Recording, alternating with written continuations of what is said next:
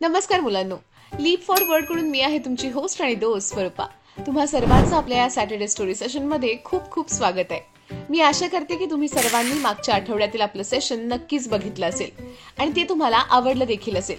नेहमीप्रमाणे आजही आम्ही काहीतरी नवीन आणि काहीतरी मनोरंजक घेऊन आलो आहोत. आज पुन्हा एकदा आपण आपली लाडकी मैत्रीण रिंकीला भेटणार आहोत. पण आज रिंकीला नेमका काय प्रश्न पडला असेल बरं, आणि आज आपल्याला कशाबद्दल माहिती मिळेल, या सर्व प्रश्नांची उत्तरं तुम्हाला या सेशन मध्ये मिळतील. चला तर मग सुरू करूया आजचं आपलं सॅटर्डे स्टोरी सेशन. दीदी विमान बघ ना, ती बघ ती किती उंच उडत आहे. हो रिंकी, विमान खूप उंच उडतं. पण तुला माहितीये का, एक काळ असा होता जेव्हा त्याचा शोध लागला नव्हता. बऱ्याच प्रयत्नांनंतर विल्बर आणि ऑरव्हिल राईट यांनी त्याचा शोध लावला. दीदी, हे विल्बर आणि ऑरव्हिल कोण आहेत आणि त्यांनी विमानाचा शोध कसा लावला, मला सांग ना. चला तर मग, जर विषय निघालाच आहे तर आज मी तुला विमानाची गोष्ट सांगते.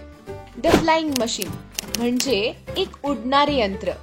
Have you ever looked up at the sky and thought, I wish I could fly too? तुम्ही कधी आकाशाकडे पाहिलंय आणि असा विचार केलाय का की मलाही उडता आले असते तर? Humans have dreamed of this for centuries. आणि प्रत्येक माणसाने शतकानुशतके हेच स्वप्न पाहिलंय. Long ago people use to wear wings and jump off mountains thinking that they would fly, but they fail.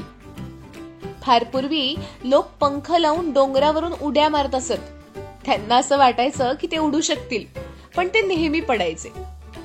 They got hurt. Still, they never gave up on the dream. त्यांना दुखापत व्हायची, पण तरीही त्यांनी त्यांचे स्वप्न कधीही सोडले नाही. Many years later, two brothers were born, Wilbur and Orville Wright. बऱ्याच वर्षांनंतर विल्बर आणि ऑरव्हिल राईट या दोन भावांचा जन्म झाला. They weren't rich and they weren't big scientists. ते काही श्रीमंत नव्हते आणि ते मोठे शास्त्रज्ञही नव्हते. They had a bicycle shop. त्यांचं एक सायकलचं दुकान होतं. But they had something special, a dream and courage. पण त्यांच्याकडे काहीतरी खास होतं, एक स्वप्न आणि धाडस. Since childhood, Wright brothers love to open things, fix them and create new things. आणि लहानपणापासूनच या दोन भावंडांना प्रत्येक वस्तू उघडायला, त्या दुरुस्त करायला आणि त्यामधून नवीन वस्तू करायला खूप खूप आवडायचं. They loved machines. त्यांना मशीन्स खूप आवडायच्या. They notice that if something had the right balance and work with the wind, it could fly like a kite. त्यांना लक्षात आले की जर एखाद्या गोष्टीचे योग्य संतुलन असेल तर ते वाऱ्याशी जुळले तर ती पतंगासारखी उडू शकते. First, they built small models. Then they moved on to glider machines. These machines could float in the air from a height without any engines. सर्वप्रथम त्यांनी लहान मॉडेल्स तयार केली. नंतर त्यांनी ग्लायडर मशीनी तयार केल्या. या मशीन्स कोणत्याही इंजिनशिवाय उंचावरून हवेत उडू शकतात. After every flight they made improvements. आणि प्रत्येक उड्डाणानंतर त्यांनी सुधारणा केल्या.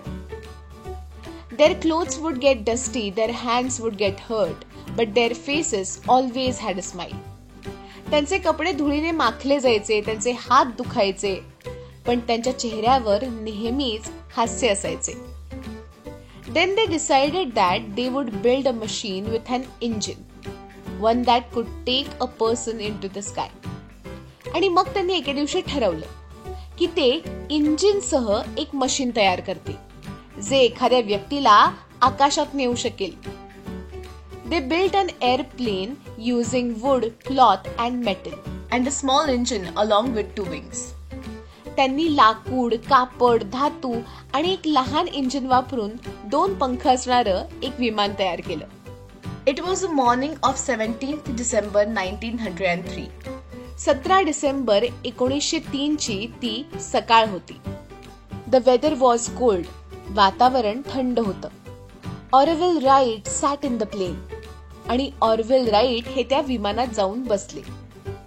As he started the engine, everyone held their breath त्याने इंजिन सुरू करताच सर्वांनी श्वास रोखून धरला होता. The plane lifted off the ground and stayed in the air for 12 seconds. आणि विमान जमिनीवरून वर उचलले गेले आणि 12 सेकंद हवेत राहिले. It may sound very less today. आज कदाचित तुम्हाला हे खूपच कमी वाटेल. But this was a very big achievement. पण ही एक खूप मोठी कामगिरी होती. It marked the beginning of a new technology, human flights. आणि यामुळे एका नवीन तंत्रज्ञानाची, मानवी उड्डाणाची सुरुवात झाली. As time went, the technology was improved. वेळेसह तंत्रज्ञानात सुधारणा झाली. The flights flew higher and traveled farther away. विमाने अजून जास्त उंच आणि दूरपर्यंत उडू लागली. Today, we travel from one country to another in just a few hours by airplane. आज आपण विमानाने एका देशातून दुसऱ्या देशात अवघ्या काही तासातच प्रवास करतो. But all this became possible because of two brothers' determination, passion and hard work. पण हे सर्व शक्य झालं ते दोन भावांच्या जिद्द, आवड आणि कठोर परिश्रमामुळे. They used to say, we learned to fly because we stopped being afraid of falling. ते म्हणायचे, आम्ही उडू शकलो कारण आम्ही पडण्याच्या भीतीवर मात केली. मुलांनो, कशी वाटली तुम्हाला ही गोष्ट? चला तर आता या गोष्टीमध्ये जे काही अवघड शब्द आलेले आहेत त्याचे अर्थ आपण पाहूया. पहिला आहे सेंचुरीज. सेंचुरीज म्हणजे शतके.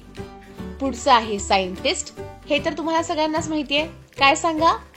अगदी बरोबर, वैज्ञानिक. पुढचं आहे करेज. हेही माहितीये, म्हणजे धाडस. पुढचं आहे चाइल्डहुड, म्हणजे काय? बालपण. त्या पुढचं आहे क्रिएट. क्रिएट म्हणजे निर्माण करणे. त्यापुढे आहे बॅलन्स. बॅलन्स म्हणजे संतुलन. पुढचं आहे इम्प्रूव्हमेंट्स. इम्प्रूव्हमेंट्स म्हणजे सुधारणा. त्यापुढे आहे मेटल. मेटल म्हणजे काय? धातू. अगदी बरोबर. पुढचं आहे वेदर, म्हणजे वातावरण. त्या पुढचं आहे लिफ्टेड, म्हणजे वर उचलले गेले. त्यानंतर पुढचं आहे बिगिनिंग, म्हणजे सुरुवात. आणि त्यानंतरचं आहे डिटर्मिनेशन, म्हणजे निर्धार. आता ही गोष्ट तुम्हाला समजली ना?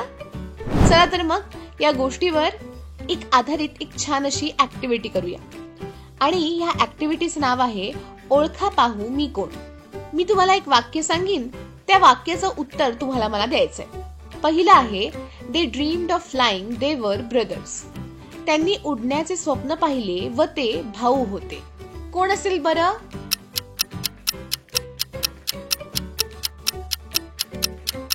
अगदी बरोबर, राईट ब्रदर्स, विल्बर आणि ऑरविल. पुढचं आहे, they had this shop not a science lab. आणि त्यांच्याकडे विज्ञान प्रयोगशाळा नाही, तर हे दुकान होते. कोणतं दुकान होतं बरं त्यांच्याकडं?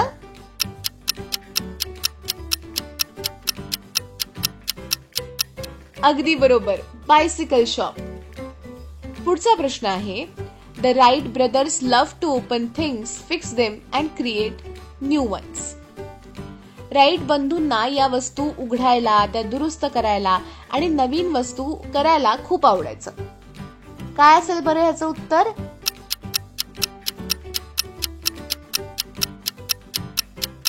अगदी बरोबर, मशीन्स. पुढचं आहे, it was the first airplanes flying day. या दिवशी विमानाने पहिल्यांदा उड्डाण केले होते. आपण कुठला दिवस पाहिला तो?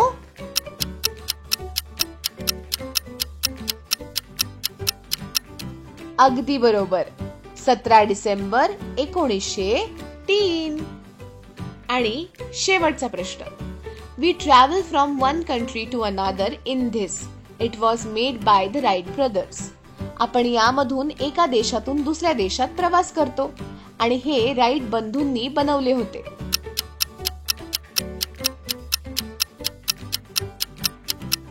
याचं उत्तर आहे अगदी बरोबर, एअरप्लेन. काय मग, ऍक्टिव्हिटी करताना मजा आली ना? हो दीदी, खूप मजा आली. अरे वा. आणि त्यासोबतच तुला नवीन माहिती आणि शब्द देखील समजले, बरोबर ना? हो दीदी, थँक्यू. आता आम्हाला पुन्हा सुद्धा अशी गोष्ट सांगशील ना? हो, नक्की सांगेन. मुलांनो, रिंकीला तर ही गोष्ट खूप आवडली. तुम्हाला ही गोष्ट कशी वाटली? मजा आली ना? आजच्या सेशन मध्ये आपण विमानाचा शोध कसा लागला ते जाणून घेतलं.